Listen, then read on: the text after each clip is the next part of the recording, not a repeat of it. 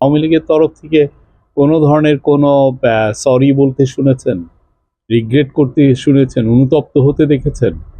ওরা তো কালকে ওদের একজন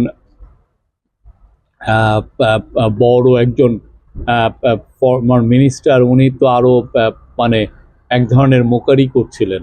হ্যাঁ, তো এখন শহীদের রক্ত নিয়ে ওনারা মোকারি করেন। তো ওনাদের প্রতি কোনো ধরনের কোনো ধরনের ওদের অনুতপ্তের কোনো লক্ষণ আমরা দেখি নাই। তো তাদেরকে কে এই বাংলাদেশের সোসাইটিতে জায়গা দিবে?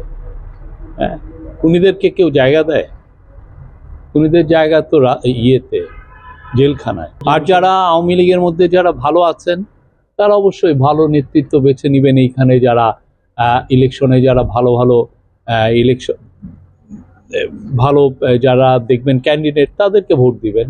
তাদের মত পথের সাথে যাদের সাথে মিলে তাদেরকে ভোট দিবেন ওনারা। আমরা আশা করছি ইলেকশন খুব ভালো হবে এবং যা দেশের আপামর জনসাধারণ সবাই তাদের যেই ক্যান্ডিডেট তাদের পছন্দ হয় সেভাবে তারা ভোট দিবে।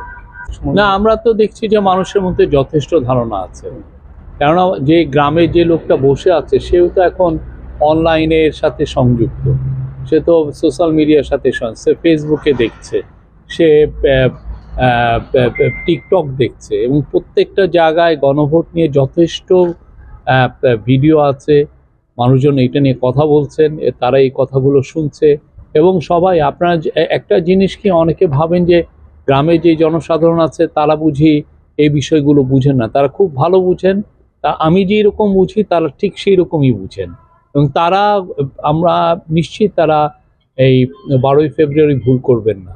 তারা এসে হা ভোট দিবেন এবং হা ভোট দিয়ে তারা একটা রেড কার্ড দেখাবেন স্বৈরাচারের বিরুদ্ধে, রেড কার্ড দেখাবেন অপশাসনের বিরুদ্ধে, রেড কার্ড দেখাবেন যে 16 বছরের যে গুম খুনের যে রাজনীতি হয়েছিল তার এগেনস্টে। তারা হা ভোটটা দিচ্ছেন হচ্ছে যে সুশাসনের জন্য, হা ভোটটা দিবেন হচ্ছে দেশ যাতে এগিয়ে চলে, দেশের জন্য সত্যিকারের ডেমোক্রেসি যেন শিকড় গাড়তে পারে। আগে যে ডেমোক্রেসিটা ছিল সেটা ওয়ার্ক করেনি।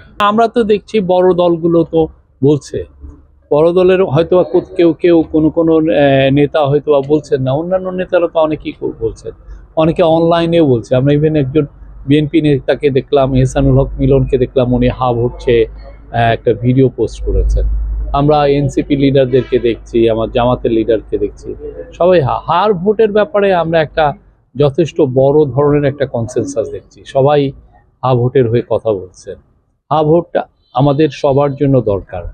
যে রিফর্ম, এই গভর্নমেন্টের একটা বড় ম্যান্ডেট ছিল রিফর্ম, রিফর্মের সবচেয়ে বড় কাজটাই এখন হা ভোটে এসছে। আপনারা হা ভোট দিবেন, দিয়ে দেশকে একটা স্মুথ একটা ডেমোক্রেটিক ট্রানজিশনে নিয়ে আসবেন, যাতে দেশের মানুষের অধিকারটা সমুন্নত থাকে, তাদের অধিকার জন্য আর কোনো গভর্নমেন্ট এসে খর্ব না করে। ব্রাহ্মণবাড়িয়ার দেয়ালগুলোতেও দেখবেন সবাই সংস্কারের কথা বলেছে, আর সংস্কারের মূল জিনিসটাই এখন এসছে গণভোটে। এই গভর্নমেন্ট তো গণভোটের জন্য চাবেই, কেননা সে চায় দেশে একটা সংস্কার হোক। সংস্কারটা আর করবেন কিভাবে? হা ভোটের মাধ্যমে আপনি জনগণের ম্যান্ডেট নিচ্ছেন। তো এইখানে সরকার যথেষ্ট খুব সিরিয়াসলি এই বিষয়ে গভর্নমেন্ট বলছে এবং আপনি জানেন গতকাল থেকে যত উপদেষ্টা মণ্ডলী যারা আছেন তারাও বিভিন্ন জায়গায় যাচ্ছেন, তারাও বলছেন এটা আমাদের নৈতিক দায়িত্ব সবাইকে হা ভোট দেওয়ার জন্য বলা। আমি ইলেকশন কভার করেছি 20-25 বছর ধরে, আমি ইলেকশন কভার করি। সে 96 ইলেকশন কভার করেছি, 96 থেকে এই পর্যন্ত যতগুলো ইলেকশন হয়েছে সবগুলো কভার করেছি। আমি বলতে পারি যে এই বছরে যা ইলেকশন হচ্ছে এরকম পিসফুল ইলেকশন খুব কম হয়েছে।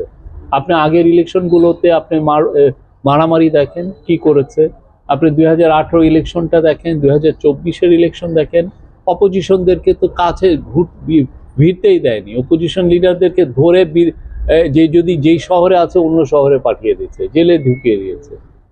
এখানে এর চেয়ে সুন্দর ইলেকশন আপনি কবে দিয়েছেন?